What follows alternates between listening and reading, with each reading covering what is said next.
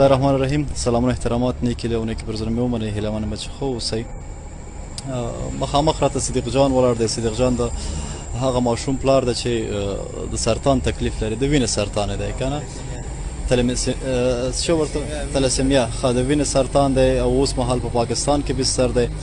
صدیق جان دلته جلال آباد ښار کې په یو دفتر سره کار کوي. دا چې کار ونه کړي نو خپل اولاد ته به هغه د هغې د علاج پیسې له کمه کړي، مجبور دی چې دا دلته پاتې شي او د صدیق جان مور و پلار هلته د هغې مریض سره په هغه کې پاتې شي. هلته په کومه شفاخانه کې بستر دی؟ ښه او فکر کوم د پاکستان کې خو د شوکت خانم په نوم یو شفاخانه شته. ښه زه به کوشش کوم چې هغې ته مې یو څه چاره وکړم. او دغه اندازه پیسې د صدیق جانه دا تو شماره چې دا 100 روپۍ دی.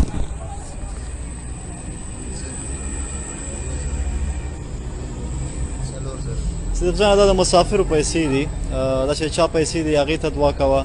او موږ بیا هم کوشش کوو چې په راتلونکي کې ته د خپل د ټلیفون شمېره ووایه، که کوم ملګری غواړي تا سره مرسته وکړي مستقیما به تا سره تماس ونیسي. خپل نوم او ټلیفون شمېره دې ووایه. نوم مې صدیق الله دی، ټلیفون شمېره مې 0 23 314 زما ټلیفون شمېره ده.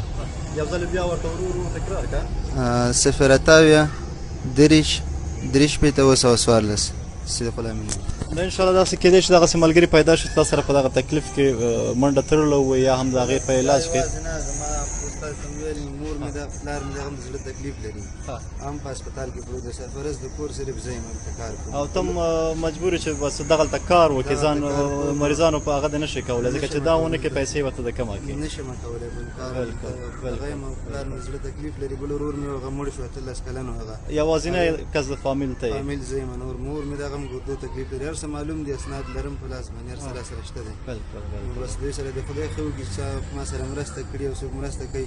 زمونږ خو نور څه وس کې نه کېږي، خو د الله تعالی نه دعاګانې کوو او خدای دوی سره ښه وکړي. امین امین که بس موږ هم همدغه کوشش دی. زه به بیا هم کوشش وکړم چې شوکت خانم کوم شفاخانه چې د هغې کې ورته یو لاره وشو کتلی چې دغه هلته داخل شي او خدای تاسو ته توفیق درکړي چې د خپل مور او پلار او د خپل اولاد خدمت وکړي. خدای د خوشحال لره آباد اوسئ. موږ بیا هم کوشش کوو. دا ټلیفون شمېره د موږ واخیستله.